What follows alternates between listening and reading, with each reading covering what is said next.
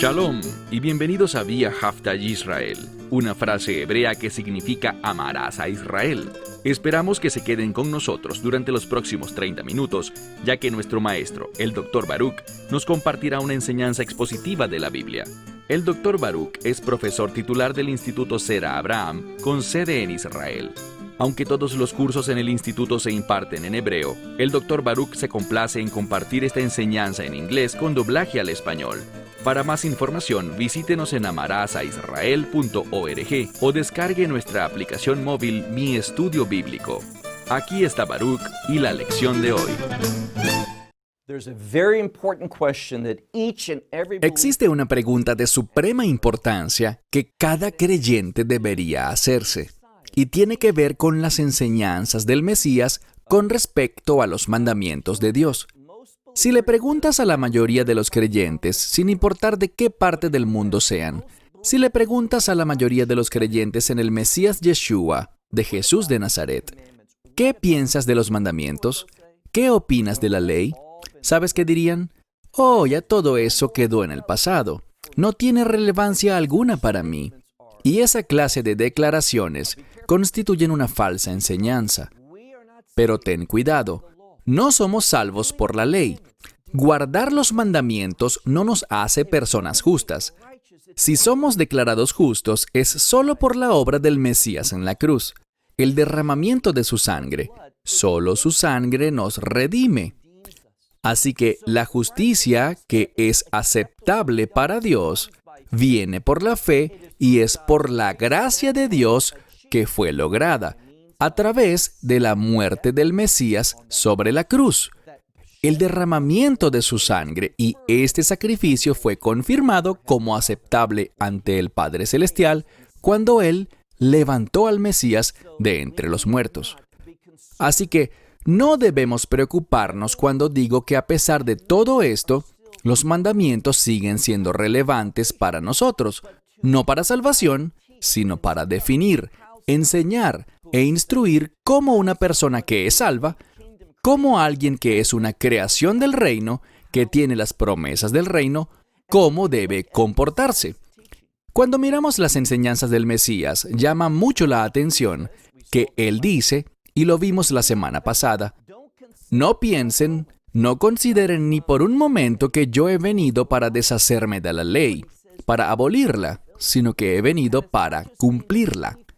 Y no solo quiere decir que Él cumplió todo en la cruz, aunque eso hizo, sino que nosotros hemos sido llamados a ser imitadores de su vida.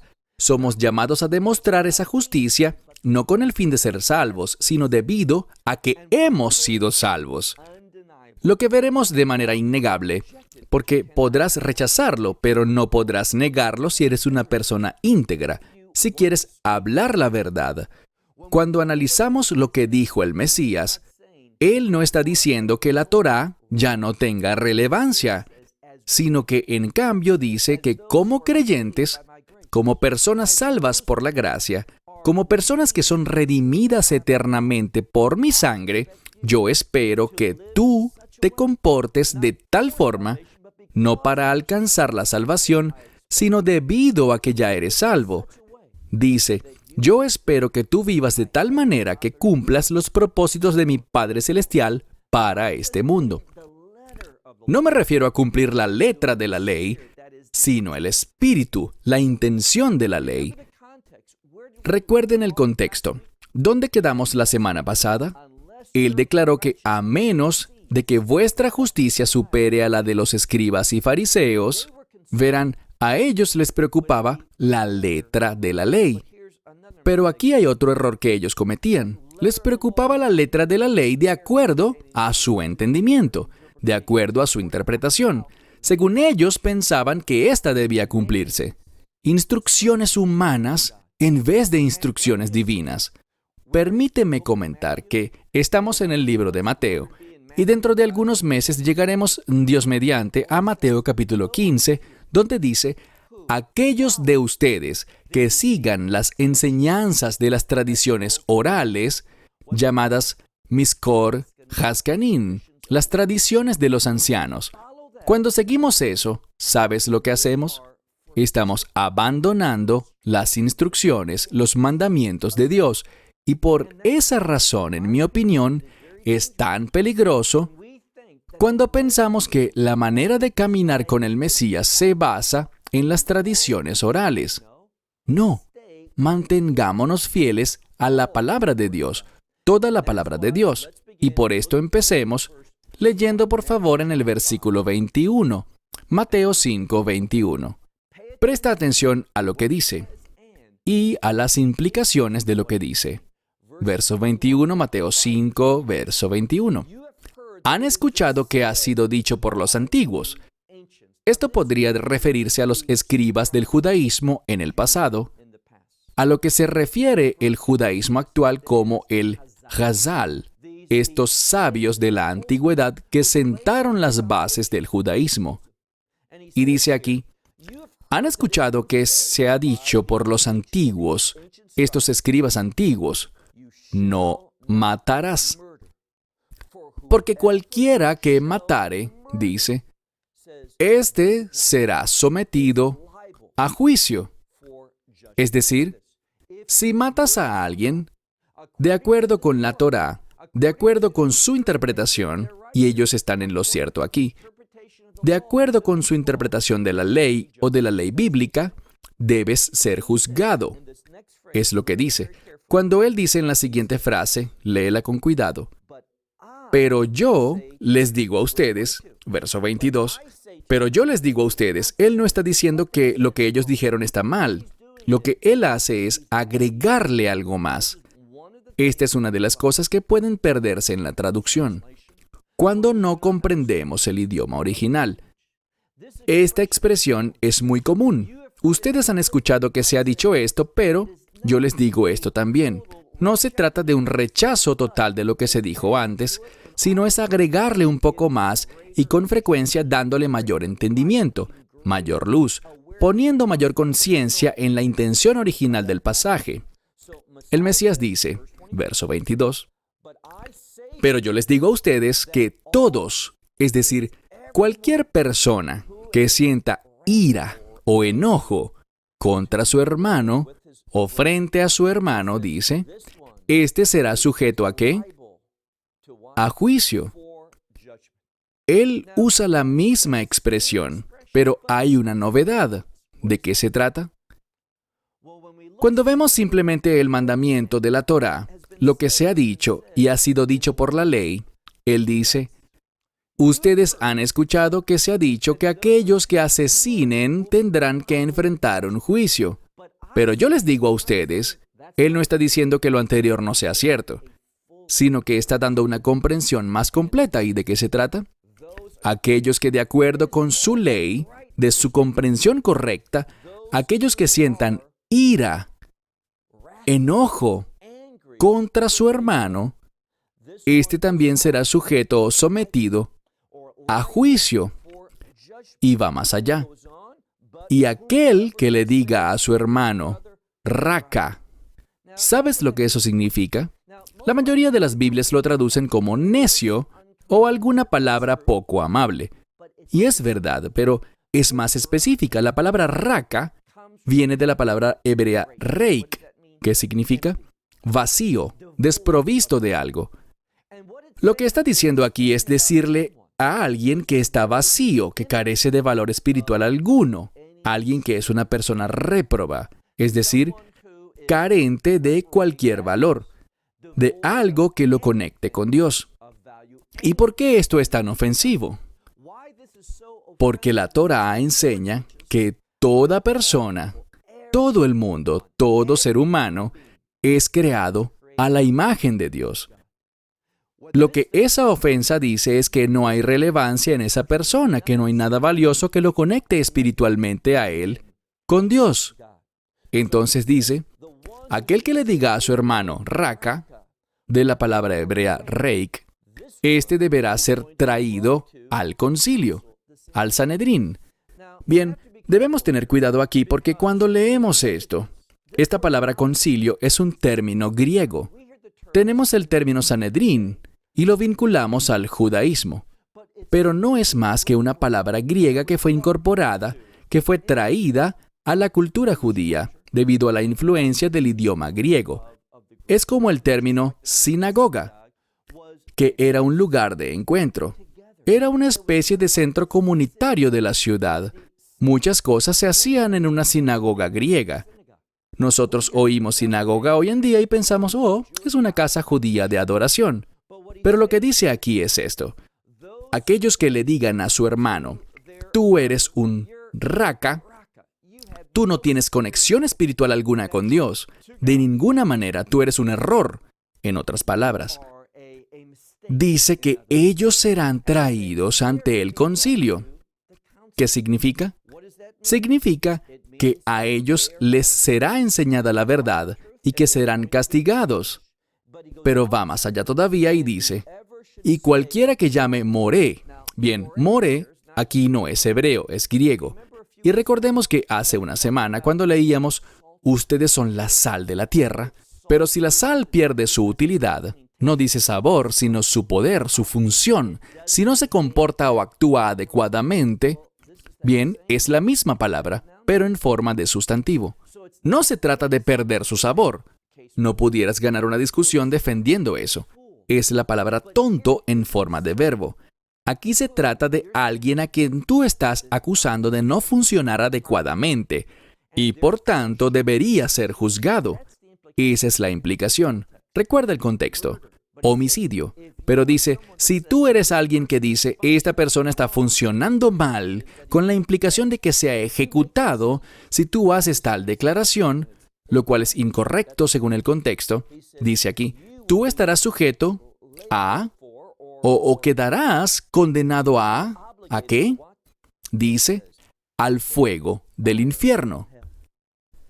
Él está hablando de cuán delicado es este asunto. ¿Por qué? Nosotros no hemos sido llamados a ser instrumentos de juicio y condenación.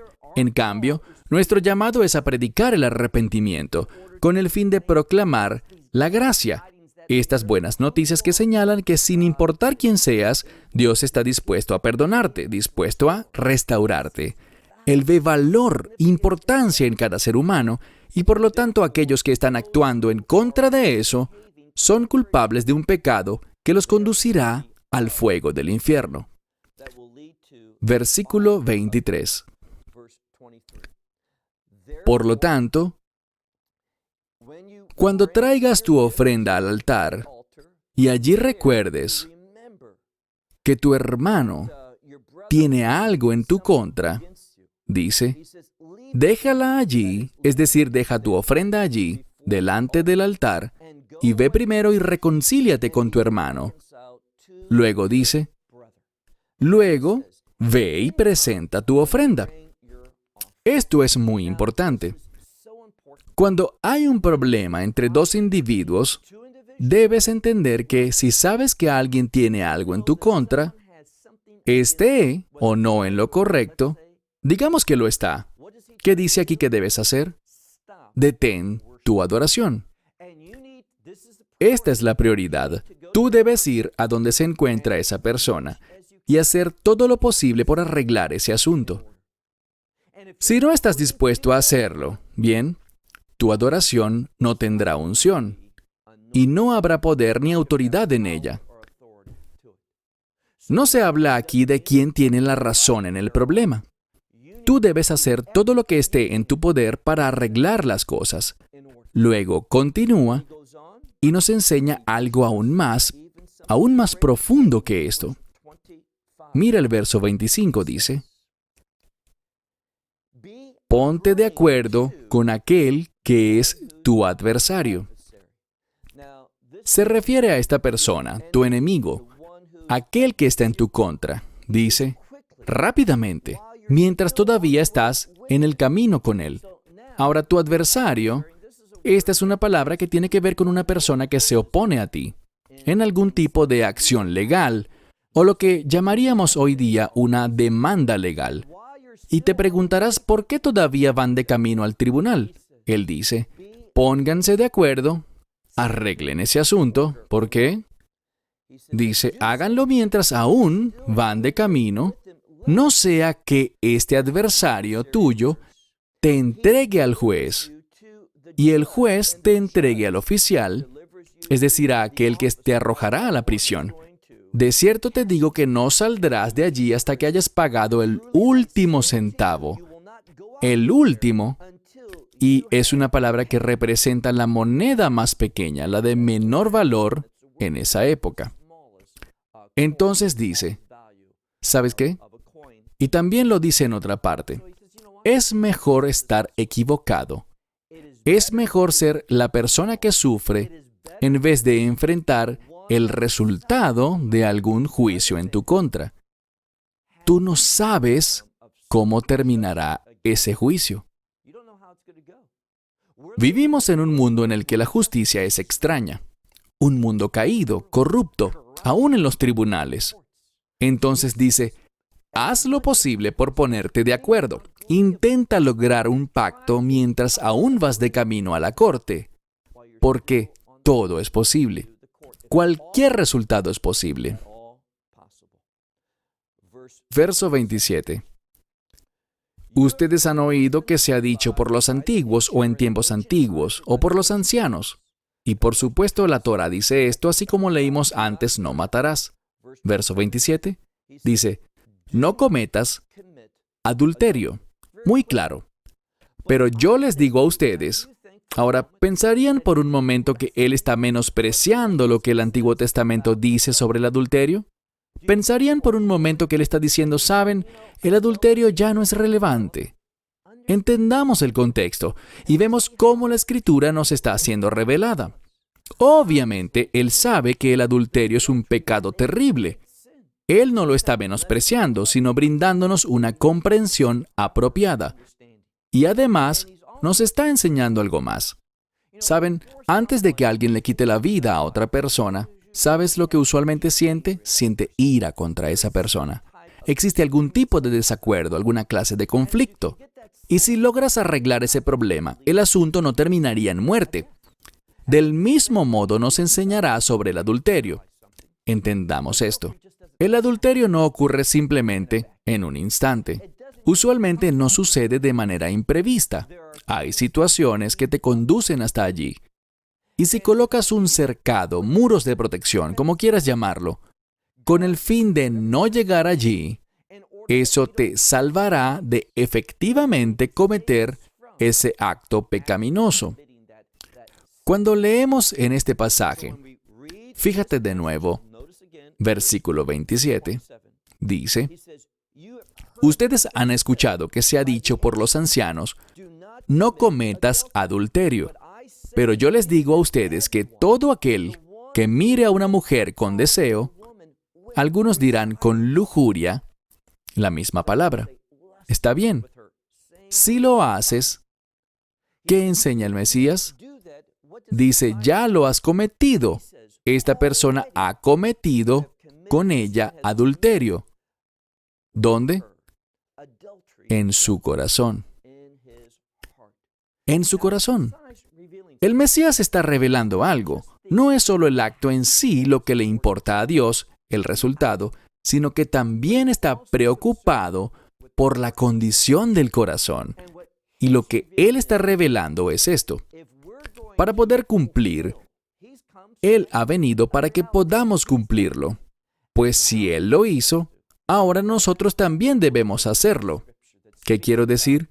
Hay una escritura que se refiere a nosotros como creyentes y dice, nuestra vida está escondida en el Mesías. Y cuando Él aparezca, nuestra vida será manifestada junto con Él. Esto habla sobre la unidad entre tú y yo como creyentes con el Mesías. Por lo tanto, sus propósitos son ahora mis propósitos. Lo que Él hizo, ahora yo lo debo hacer. Y a la luz de esto, su mensaje es el siguiente. Él cumplió la ley. Él nunca la rompió. Y ahora se supone que nosotros vivamos de un modo que no incumpla la ley. Él nos ha dado conocimiento sobre cómo podemos cumplir la ley, y no solo se trata de cuidarnos solo del resultado, de ese acto final de homicidio o el adulterio.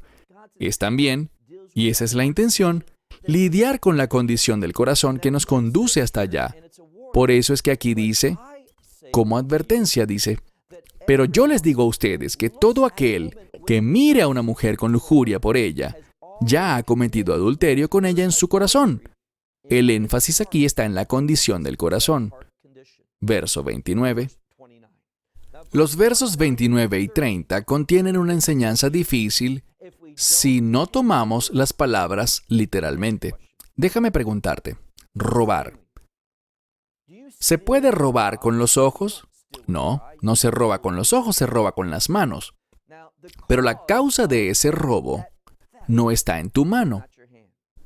Tú cometiste el robo con tu mano, pero la causa de ello, el origen, es la condición del corazón que está mal. Recuérdalo, porque si no comprendemos la esencia de cada una de estas palabras, vamos a terminar mutilados y ciegos y tendremos un montón de problemas en nuestro cuerpo físico. ¿Qué dice aquí? Verso 29. Pero con si tu ojo derecho, y luego usa la palabra de la que obtenemos la palabra en español para escandaloso. Está hablando de una conducta que es terriblemente mala. Muchas veces lo traducen como te hace pecar, porque el pecado es malo. Entonces, mira el versículo. Si tu ojo derecho es escandaloso, causa que peques, ¿qué dice? Sácalo y échalo de ti, porque es mejor para ti que pierdas un miembro a que todo tu cuerpo entero sea echado al infierno. De nuevo, recuerden lo que les dije. El ojo. ¿Es mi ojo la causa del pecado? No. Puede que peque con mi ojo al mirar algo que no debería mirar, tal como hablábamos antes de la lujuria. Pero la causa es una condición del corazón. Si la causa es tu ojo, deshazte de él. Échalo, sácalo fuera. Eso es mejor a que tu cuerpo entero sea echado al infierno, debido a que estás comprometido por lo que tu ojo ha visto. Sabemos algo. De lo que habla aquí es del corazón que necesita cambiar. Debemos echar fuera este corazón, que es el origen de todo mal, y recibir uno nuevo, un corazón piadoso, y esto viene por la fe en el Mesías. Mira el verso siguiente, verso 30. Y si tu mano derecha es la causa de tu pecado, córtala y échala de ti, porque es mejor para ti que pierdas uno de tus miembros y no que todo tu cuerpo sea echado al infierno. ¿De qué habla? De nuevo, no es con mi mano, ni con mi ojo. Con ellos pecamos, pero no son la causa, el origen del pecado. Son solo una herramienta con la que pecamos. La palabra aquí dice que si ellos son la causa de esta conducta escandalosa, deshazte de ellos. Está hablando de un cambio, un nuevo corazón. Verso 31. Pero se ha dicho que si alguien se divorcia de su esposa, que le entregue a ella una kutuba, un decreto de divorcio. Esto es, en hebreo moderno, un get. Estamos entrando en un asunto muy delicado. Vamos a tratarlo de un modo simple, de una manera muy sencilla aquí, porque más adelante en el libro de Mateo, este tema resurgirá y lo trataremos de una manera más profunda. Por cierto, en este momento estoy también desarrollando en nuestras plataformas por Internet un estudio en Primera a los Corintios. Y cuando lees la primera carta a los Corintios, encontrarás que hay mucho contenido que habla al respecto. Así que si este tema es relevante para ti, puedes ir a nuestra serie en Primera a los Corintios y asegurarte más adelante de continuar en este estudio de Mateo, donde tocaremos este tema de una manera más extensa. Pero lo que dice aquí, de acuerdo con la Torá, si un hombre se divorcia de su esposa, ¿qué hace? Le entrega un certificado de divorcio, Sefer Kriktut, o lo que llamamos ahora un get. Pero noten lo que dice. Y por cierto, una de las cosas que voy a hacer en el tiempo que nos queda es analizar esta palabra que se usa aquí. Es la palabra apostación. Es la misma palabra que hallamos en 2 a los Tesalonicenses capítulo 2, que se traduce como apartarse de la fe o apostasía. Y quiero que entendamos lo que esta palabra significa, porque hay una falsa doctrina divulgándose de la que quiero hablar ahora. Ustedes saben que a mí me encanta el tema de los últimos días, las profecías sobre los últimos tiempos. Y me duele, me causa tristeza cuando veo personas tan comprometidas con alguna doctrina teológica que han aprendido sin ninguna evidencia bíblica que la soporte y por tanto manipulan la Escritura con el fin de justificar su perspectiva. Tenemos que dejar de proclamar ciertas cosas solo porque van de acuerdo a nuestra agenda. Nuestra predicación debe basarse en la verdad. En 2 a los Tesalonicenses capítulo 2 tenemos la misma palabra. Hablando sobre el anticristo, el hombre de pecado, el hombre sin ley, literalmente se refiere al hombre que se opone a la Torá. Dice, antes de que él ascienda al poder y concrete ese acto llamado la abominación desoladora, en el templo en Jerusalén, la Escritura dice que primero sucederá esta apostasía. ¿Y de qué trata esta apostasía? Cuando buscamos esta palabra en otros lugares de la Escritura, se refiere a una partida. Algunas personas dirán, oh, se trata del rapto. Esta partida, el rapto ocurrirá antes de que el hombre de pecado sea revelado. Bueno, el problema es este. Siempre que encontremos esta palabra partida o apostasía, como fue usada con respecto a Pablo, esa falsa acusación en su contra, fue usada con el fin de decir que él se estaba apartando de las enseñanzas de la Biblia, de las enseñanzas de Moisés, lo cual Pablo jamás hizo. Esta palabra siempre implica caer de algo bueno, apartarse de aquello que es bueno hacia algo que no es bueno. ¿Por qué lo digo? Porque quiero decirle a nuestra audiencia que si tú estás considerando el divorcio, ten cuidado. Bíblicamente Dios utiliza una palabra que dice que estás apartándote de algo bueno y encaminándote a algo que no es bueno. Eso es lo que significa apostasía. Hay una excepción y hablaremos sobre esta excepción la próxima semana. Vamos a iniciar con este mismo tema que es tan vital la semana que viene. Pero entendamos que el divorcio no significa marcharse hacia algo bueno, que será placentero y satisfactorio para ti. Dios, su palabra, te está advirtiendo de tomar esta decisión. Nos detenemos aquí hasta la próxima semana. Shalom desde Israel. Esperamos que te hayas edificado con el mensaje de hoy y lo compartas con otros. Te invitamos a seguir nuestros estudios cada semana por este canal y por el portal de YouTube de Amarás a Israel. También puedes descargar nuestra aplicación móvil gratuita, Mi Estudio Bíblico. Finalmente, para obtener más información sobre nosotros, visita nuestra web amarasaisrael.org, donde encontrarás otras conferencias de Baruch en audio, video y texto. Hasta el próximo programa. Que el Señor te bendiga en Yeshua HaMashiach, Jesús el Mesías, mientras caminas con Él. Shalom desde Israel.